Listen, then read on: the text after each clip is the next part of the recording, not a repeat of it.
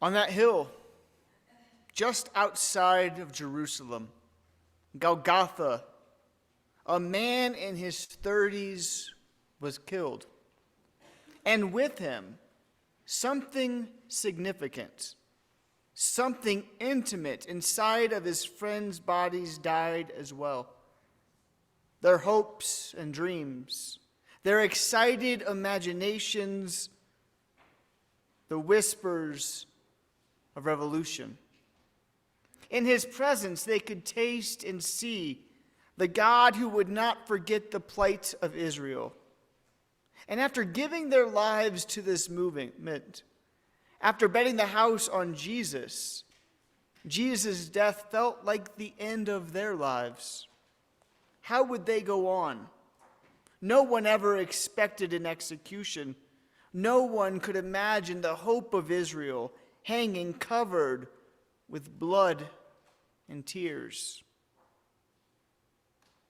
On Sunday, at daybreak, the women, the ones who had remained with Jesus, they woke up to do the only thing they knew to do. What do you do the day after the world ends? The dead must be anointed, the proper burial customs administered. So early in the morning, those women, they walked to the tomb still under the thick fog that settles upon those that are caught in the midst of tragedy. And then with a shock, angels break through that haze and announce what the women will see with their own eyes. The tomb is empty. What could this mean? One impossibility is replaced with another. The death of Jesus impossible, but now they faced another, that Jesus is no longer among the dead. The angels reminded them of something crazy that Jesus spoke of, that on the third day the Son of Man will be raised again.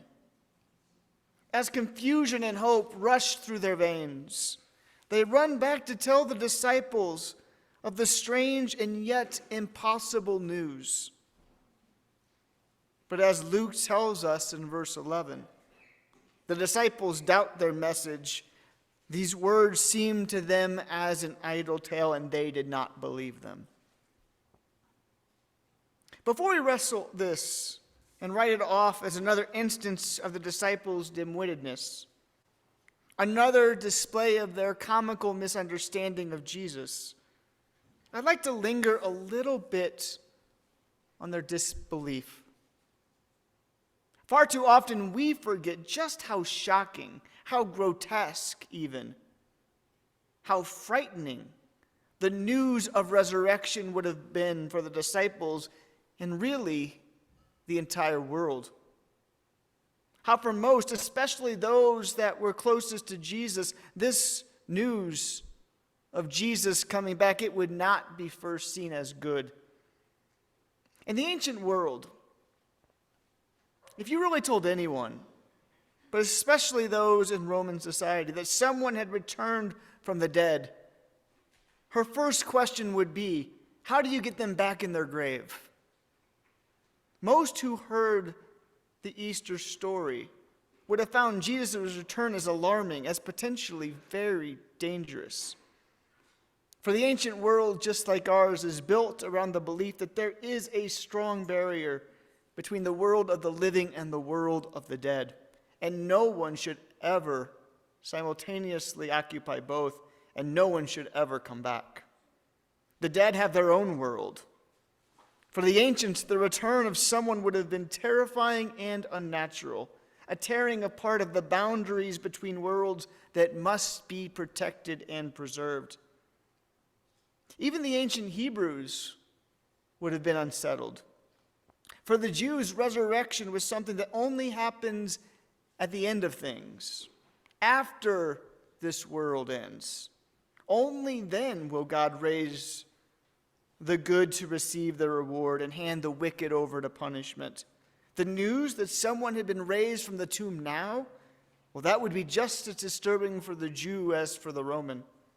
terrifying because it would unhinge the world that they knew. And as Don mentioned, what would Jesus' return mean to those disciples? The ones that had deserted him in his most desperate of hour, who denied even knowing him.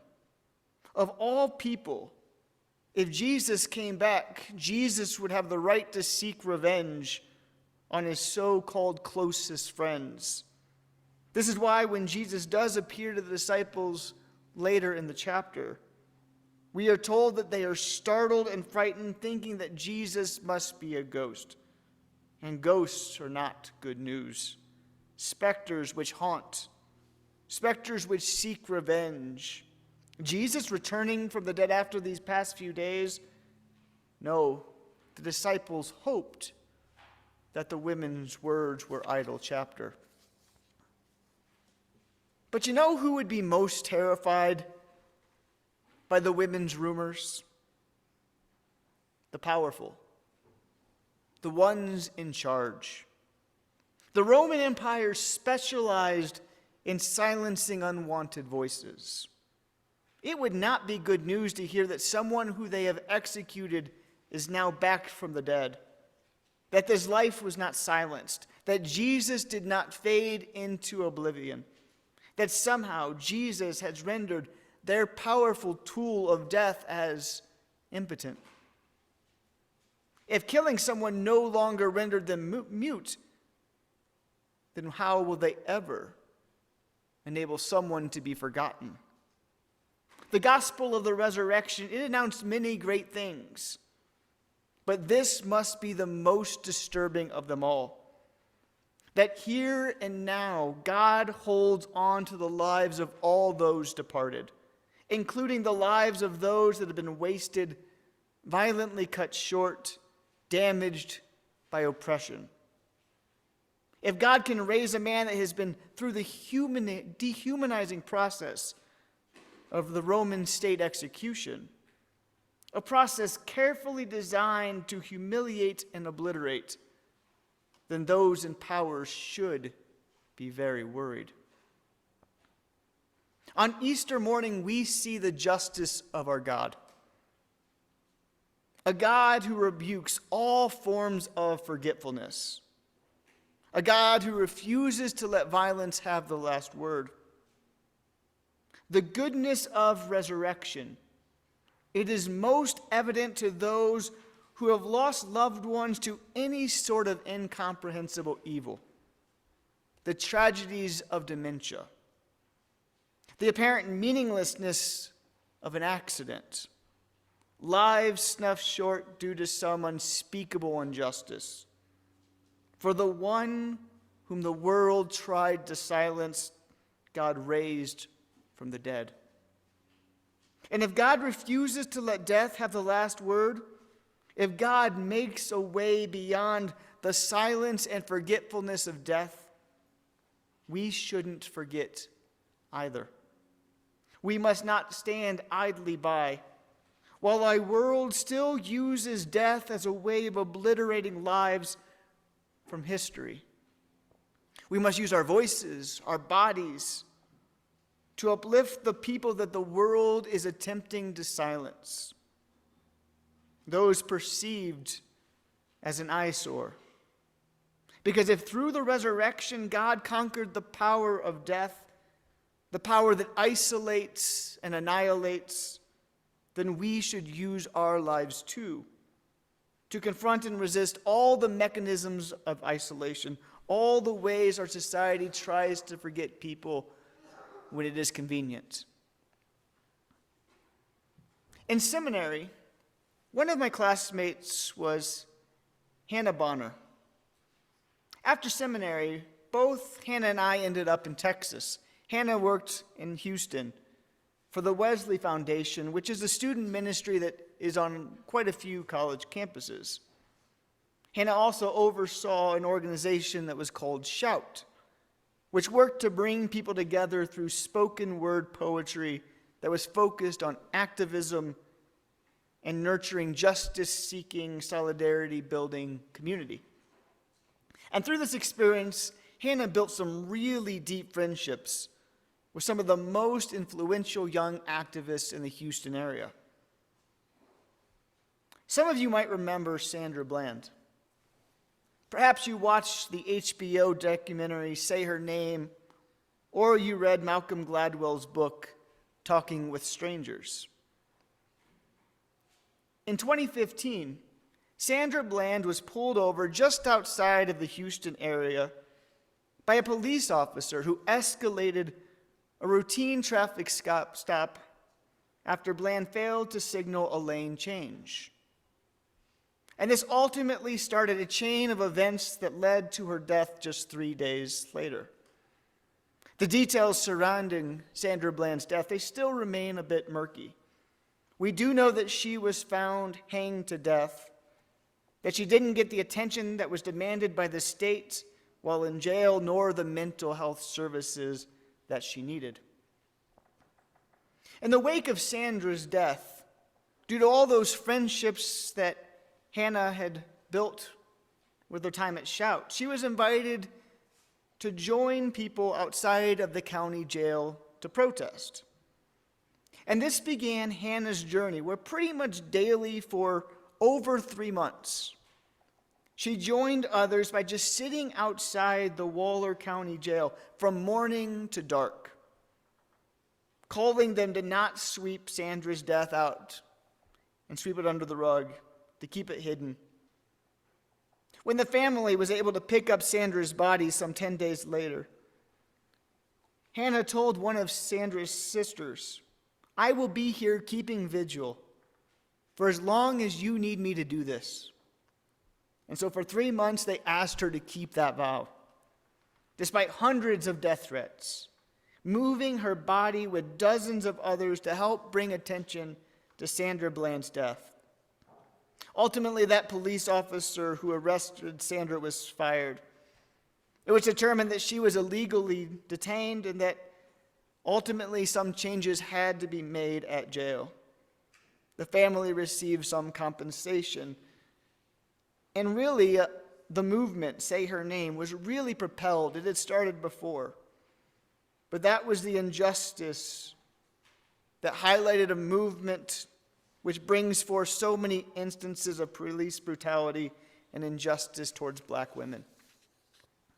But Hannah did not only focus on the tragedy of Bland's death. She made it a priority for people to hear Sandra Bland's message. Sandra Bland was a devoted Christian, someone devoted to making God's justice a reality here on earth, someone who spoke almost daily about what it would take for peace and love and equality and freedom to take root among us. Hannah used her platform as a white female pastor in a mainline denomination to make sure that Sandra Bland's message that her life could still speak even though it was tragically ended. There's a word in Spanish which highlights the work that Hannah Bonner and so many more did outside that county jail and really all over the country. No English term quite captures the force. Presente. Presente is a war cry in the face of nullification, a commitment to responding, to showing up, to standing with. It is a promise to witness, to be present among and with and to. Presente is an act of refusal, of defiance, of solidarity, of joyful resistance. It's a commitment to be present in the face of death and to bring attention and to use one's life to amplify the lives of those who were ended because of the policies and the actions of the powerful. I'm not sure the origins of the Presente movement.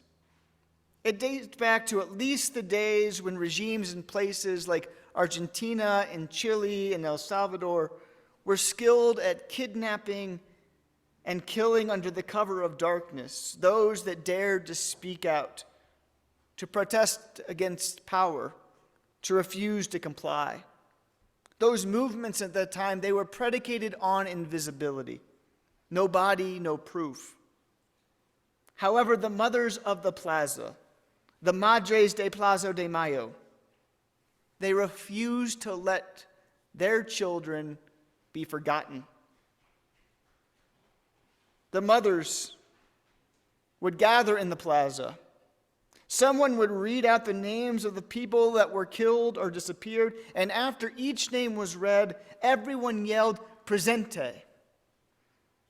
It was a way of saying that even though their children may not be present, at least in body, they will never be forgotten, never swept away from history. They will always be remembered and be in the hearts of everyone. And while there aren't that many mothers still alive today, those that are, they still gather each year to repeat this liturgy. In the borderlands of the United States, organizations like Healing Our Borders have been meeting every week for over 20 years on Tuesdays. They host a vigil to remember that those who have died in the desert making that dangerous trek to the United States. Their first gathering, it happened on December 10th, 2000. As a community response to the growing number of corpses that were found in the remote regions of Sulphur Springs Valley in Arizona. And each week since then, around 30 people show up to participate in a vigil to remember those that have died. The vigil is a procession. Each person is invited to carry a cross with a name on it. The person in the front of the line holds up their cross as loud as they can and then reads the name that is on their cross, and everyone else shouts "Presente." Then they place the base of the cross right next to the road in the grass for all those that are driving to and from Mexico to see. After that, they walk to the back of the line. The second person in line is now at the front, calls out another name, and then places one more cross several yards further down by the side of the road. The procession is like a dirge. The crosses, memorials, all seeking to remember the named and the so many unnamed who have been lost in the wilderness, victims of United States border enforcement and immigration policy. Each presente, an invitation for God to make this person's life present to us, for the dead to be as present to us as the resurrected spirit of the crucified Christ. Presente shows us what Easter is all about. It's about the way that God remembers. Redemption is God's stubborn memory. It's about God conquering all the forces of forgetfulness. It's about destroying that enemy called death, that seemingly ultimate silence, the solitary silence of the grave. Resurrection is God's way of refusing to let the powerful sweep their atrocities under the rug to wipe them out of history. Hannah Bonner, the mothers of the plaza, the communities in the borderland, they all show us different ways to remember what God does not want us to forget. The victims, the abandoned, the disappeared, the silenced. In other words, Presente reminds us that Easter has always been an act of resistance, an act of justice by our God. And our Easter worship is our invitation to join this resistance, to use our bodies, to use our voices, to use our lives, to protest against the powers of death that continue to rule this world. For this morning, we gather together to celebrate that the Lamb who was slain is now risen. He is not here. He is present everywhere and to all. He is risen. Presente.